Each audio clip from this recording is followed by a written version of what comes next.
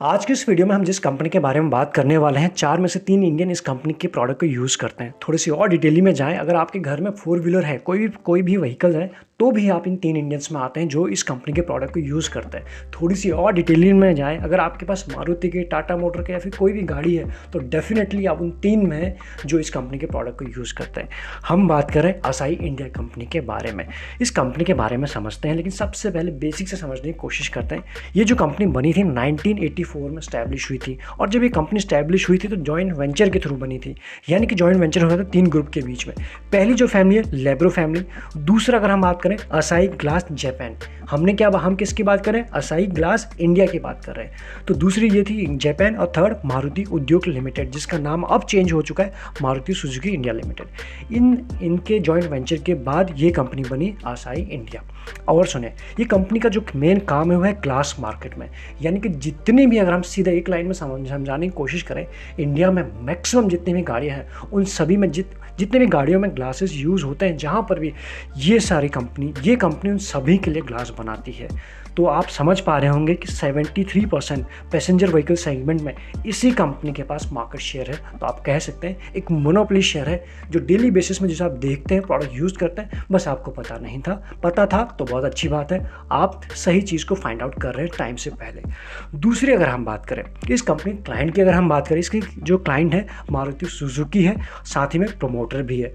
दूसरे अगर हम बात करें हुंडई हो गई, Tata motor, Mahindra, Toyota, MG, Renault and many more. तो हो सकता है आपके पास अगर इनमें से कोई भी गाड़ी कभी थी या है, या फिर आप लेने वाले हैं, तो आप इस कंपनी के डायरेक्ट प्रोडक्ट को यूज़ करें, बस आपको पता नहीं है।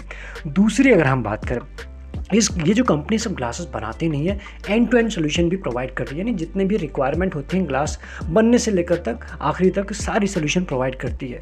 और अगर हम बात करें इस कंपनी की प्रेजेंस की बात करें, इंडिया लेवल पर अगर हम बात करें 12 प्लांट्स हैं और कुछ सब असेंबलीज भी हैं। और अगर हम बात करें 8 ऑफिसेज हैं इस कंपनी के वर्ल्ड वाइड। कहाँ पर है, Sri Lanka, Africa and middle east Asia में भी इस कंपनी के ऑफिसेस हैं। यानी कि इंडिया हो या ग्लोबल लेवल पर इस कंपनी की प्रेजेंस बनी हुई है, और ऐसे सेगमेंट में काम कर रही है जो बड़ा ही ज़बरदस्त है। यानी जिसके बिना एक व्हीकल कंप्लीट हो ही नहीं सकता, ग्लासेस की रिक्वायरमेंट तो पड़ेगी। ऐसे में इसी कंपनी का नाम निकल के आ रहा है। तो आप समझ पा रहे होंगे कितनी इंपॉर्टेंट ये कंपनी है आपके लिए जानना। और अगर हम बात करें इस कंपनी का जो रेवेन्यू निकल के आता है, जो इस कंपनी के मेन बिजनेस मॉडल हैं, सबसे पहले तो आप समझ गए अभी तक, ऑटोमेटिव ग्लासेस यानी कि व्हीकल की ग्लासेस ये कंपनी बनाती है।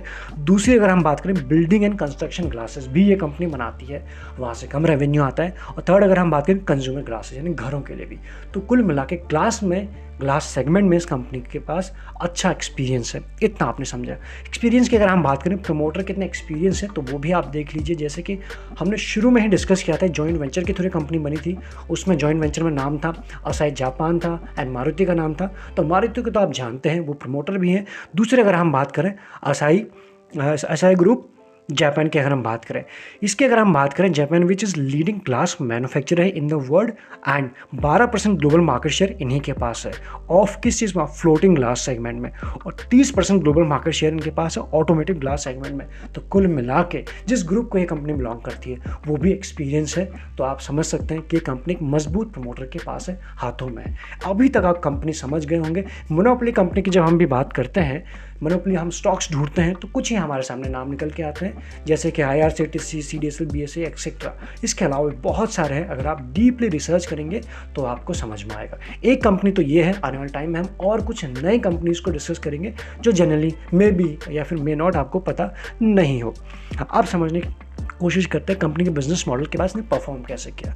पिछले 1 साल में जहां पर सेंसेक्स, निफ्टी, बैंक निफ्टी ने कोई खास रिटर्न दिए नहीं है, नेगेटिव में रिटर्न है। ग्लोबल मार्केट तो और भी अच्छे रिटर्न है। 2022 की हम बात करें, इसने दिए हैं पॉजिटिव के 65% रिटर्न।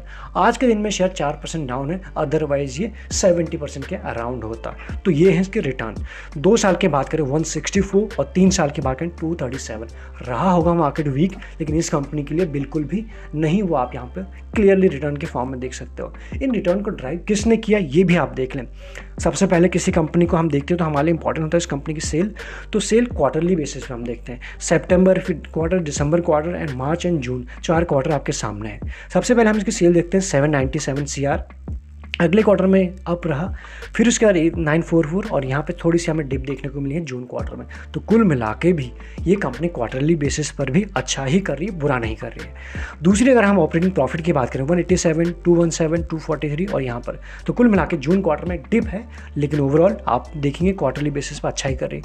नेट प्रॉफिट की अगर हम बात करें 81 था, फिर 100, 128, 106 के आसपास। तो कुल मिला के ये कंपनी क्वार्टरली में अच्छा ही कर रही है। एग्जैक्टली बड़े टाइम फ्रेम में अगर देखेंगे तो पिक्चर समझ में आ जाएगी ईयरली में कंपनी कैसा काम कर रही है। 20, 21, 22 और TTM यानी ट्रेलिंग 12 मंथ की हम बात करें। अब देखते हैं डेटा कैसा है। सेल जो इसकी हुई थी 2020 मार्च में 2006 प्लस 2004 प्लस, एक डिप यहाँ पे था, आप यहाँ देख रहे होंगे। देन उसके बाद 2 बार आपको बड़े बड़े दिख रहे होंगे, ये रिकवरी आ चुकी है 2022 और अभी तक की। यानी कि अगर हम देखा जाए बीच में डिप तो आते रहते हैं, लेकिन इसके पीछे हमारा 20-21 का एक हम सभी के पास सॉलिड रीज़न भी है। उसके बाद भी ये कंपनी ने अच्छा ही काम किया समवेयर। देन अगर हम बात करें इसका ऑपरेटिंग प्रॉफिट की भी हम यहाँ बात करें 431, 435, देन अप और अप, चारों साल अप रहा, ये भी अच्छा है। नेट प्रॉफिट की बात करें 151 से ये पहुँच चुका है 151 करोड़ के आसपास, जो 2020 के मार्च में था, अभी पहुँच गया 414। तो आप समझ पा रहे अच्छे खासे ग्रोथ के साथ कंपनी बढ़ रही है। नंबर्स झूठ नहीं बोल रहे हैं, मे भी हम बोल सकते हैं आपके नज़रों में, लेकिन नंबर्स यही है, जहां भी आप चेक करेंगे ये नंबर मिलेंगे। आगे अगर हम बात करें सेल्स एंड प्रॉफिट ग्रोथ कैसी रही इस कंपनी की, वो भी आप देखें यहाँ पर। सबसे पहले अगर हम बात करें सेल्स ग्रोथ, अभी तक हमने सेल्स के नंबर देखे था परसेंटेज के फॉर्म में, बढ़ कैसे रही है, घट कैसे रही है। 5 साल पहले 6% था, उसके बाद 3%, ये पुअर थे, काफ़ी पुअर थे। देन फाइनल जाके इस साल में कुछ इंप्रूवमेंट आया है, ये आप देख सकते हैं। यानी कि इस साल जो सेल्स ग्रोथ थी वो तेज़ रही है, थोड़ा बढ़ी है, अच्छी इंप्रूव हुई है। सेल्स बढ़ा है तो प्रॉफिट भी बढ़ा हुआ है। जो प्रॉफिट पहले 19% था 5 साल पहले, फिर 22 प्रॉफिट ग्रोथ, और अभी वो 150% के हिसाब से बढ़ा है। तो ये एक साल में चीज़ें थोड़ा इंप्रूव तो ज़रूर हुई हैं। नेक्स्ट अगर हम बात करें इस कंपनी का return on capital and employed and return on equity की अगर हम बात करें, जिसे हम ROE एंड ROC बोलते हैं, 5 साल में इस कंपनी का ROE रिटर्न ऑन इक्विटी की बात करें 16% ठीक है, 14% ठीक है, और यहाँ 21, ये 20 से ऊपर आ चुका है। तो यहाँ पे सुधरता हुआ नज़र आ रहा है कुछ मामला। वहीं अगर हम बात करें ROC की बात करें 16, 15 और 21, तो कुल मिला के यहाँ पे वापस से कुछ चीज़ें सुधर रही हैं, जो हमारे और आपके लिए अच्छी बात होनी चाहिए। प्लस हमें जानना ज़रूरी है कि बढ़ रहा है घट रहा है ये क्यों। ये भी आपको जब आप इनकी बैलेंस शीट को डिटेल में पढ़ते हैं और आप लॉन्ग टर्म इन्वेस्टर हैं किसी भी कंपनी में, तब आपको देखना ज़रूरी हो जाता है। आप ट्रेडर हैं तो आपको तो सिर्फ टेक्निकल के बेसिस पे एंट्री एग्जिट करनी होती है। देन अगर हम बात करें इन सब के बाद प्रमोटर के पास सबसे ज़्यादा होल्डिंग है, तो आप देख पाएंगे 54% प्रमोटर के पास है। ओके, देन अगर हम बात करें FIs 2.21, ज़्यादा होल्डिंग अभी है नहीं।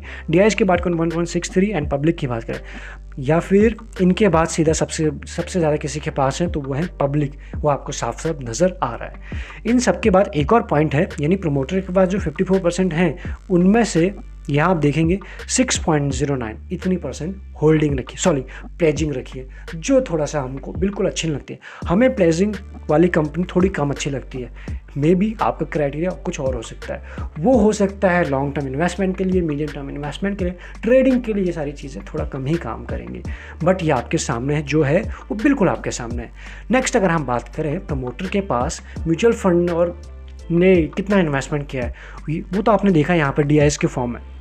अब देखते हैं कौन से हैं। सबसे पहले जो फंड निकल के आता है वो है L&T emerging business fund direct growth, only 1.24% की होल्डिंग है, और दूसरा है Nippon India small cap fund direct growth. इन दोनों म्यूचुअल फंड की इस कंपनी में अभी हिस्सेदारी है, या फिर इन्होंने इन्वेस्टमेंट किया हुआ है। वीडियो में हम आगे बढ़े, अगर आपके पास डीमैट अकाउंट नहीं है, डिस्क्रिप्शन में आपको लिंक्स मिलेंगे जिसके साथ भी आप कंफर्टेबल हैं अकाउंट ओपन करा सकते हैं। अदरवाइज लगे यूजफुल तो आप ज्वाइन बटन भी कंसिडर कर सकते हैं, ईजिली आपको चैनल के ऊपर मिल जाएगा।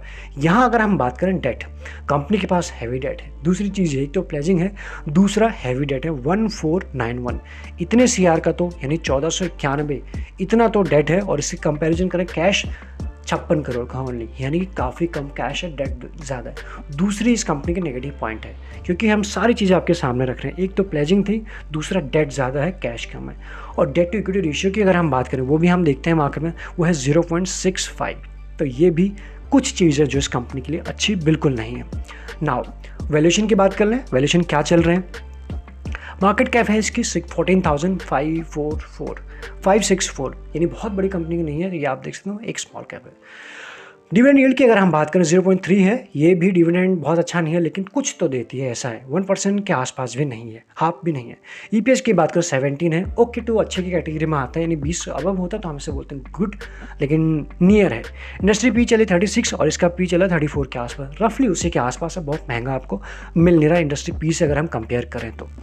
ना आफ्टर ऑल दिस, ये सारी चीज़ों को डिस्कस करने के बाद हम कोशिश करते हैं समझने की चार्ट पर क्या चल रहा है। चार्ट आपके सामने लगा है 1 डे का, यानी हर एक कैंडल 1 मंथ को रिप्रेजेंट कर रही है। ये था इसका रिसेंट का हाई। अगर हम बात करें, ये है 2022 से जहाँ पे आप ग्लोबल मार्केट को देखेंगे, यूएस की बात करें या फिर वहाँ के डाउ जोन्स या फिर कोई भी मार्केट की बात करें, वो सभी डाउन है। कोई 16%, कोई 20%, कोई उससे भी ज़्यादा। इंडियन मार्केट आज के दिन बात करें 4-5% के आसपास ही डाउन है, ज़्यादा नहीं है।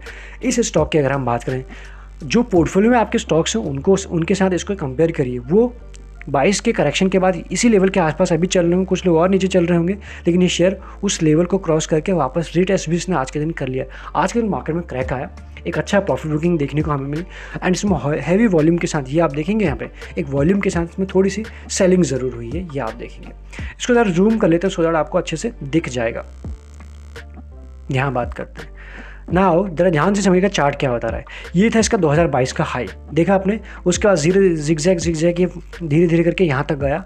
फर्स्ट टाइम इसके पास आया था, ब्रेक नहीं हो पाया। डेफिनेटली फर्स्ट टाइम में कोई भी रेजिस्टेंस और सपोर्ट ब्रेक नहीं होते हैं। देन एक फिर से इसने पुल बैक लिया और पुल बैक के बाद इसने फोर्स के साथ से वो ब्रेक किया, ठीक हो गया, तो हम कह सकते हैं यहाँ पे ब्रेकआउट हो गया, बट रीटेस्ट नहीं होता। फाइनली जाके आज क्या हुआ, मार्केट ने इसको रीटेस्ट करने के लिए भेज दिया है नीचे।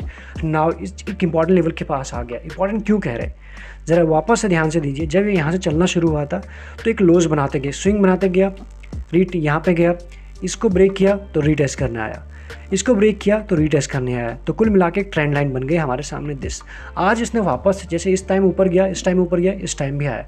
अब ये हमारे लिए इंपॉर्टेंट चीज़ हो चुकी है। एक तो ट्रेंड लाइन का सपोर्ट बना हुआ है, दूसरा ये हाइज अब वापस से सपोर्ट का काम करेंगे। तो मंडे को हमें ये देखना है क्या इसके ऊपर ये वापस से जैसे ही निकलना शुरू करेगा तो फिर से इसमें बाइंग शुरू हो जाएगी, यानी कि उसी ब्रेकआउट के ऊपर ही निकल जाएगा। और अगर इसके नीचे ही क्लोजिंग देना शुरू हो जाता है, इसके नीचे सस्टेन हो जाता है, तो आप कह सकते हो कि नेक्स्ट हमको ये लेवल्स, ये सारे सपोर्ट यहाँ तक इसके आने की पॉसिबिलिटी खुल जाएगी, यानी इतने नीचे के डोर्स ओपन हो जाएंगे। कुल मिला के ये शेयर ऐसे लेवल के आसपास चल रहा है, अभी अप ट्रेंड में बना हुआ है, क्लियर है, लेकिन अभी मेक और ब्रेक के लेवल पे आ चुका है। अगर मार्केट अच्छा थोड़ा सपोर्ट देता है, मंडे को थोड़ा सा ऊपर जाता है और अपनी रिसेंट के जो ये ब्रेकआउट लेवल इसके ऊपर सस्टेन होता है, रफली बात करें 605-610 के आसपास निकल के आ रहा है, तो फिर हम कह सकते हैं वापस से तैयारी कर लो ये लेवल के आने की और उसके बाद और नए लेवल तक जाने की, इसमें पूरी ताकत है। एंड बाकी इसके नीचे सस्टेन हो तो ये लेवल की आप तैयारी कर लो। तो कुल मिला के हम बीचों बीच में हैं। इस वीडियो में हमने मैक्सिमम चीज़ों को कवर अप की है। क्या क्या हमें समझ में आया, इस कंपनी की कुछ पॉजिटिव चीज़ें हमने देखी, मोनोपोली है, इसके क्लाइंट अच्छे हैं, इसके प्रमोटर अच्छे हैं, एक्सपीरियंस प्रमोटर हैं। वीकनेस क्या क्या है, प्लेजिंग है।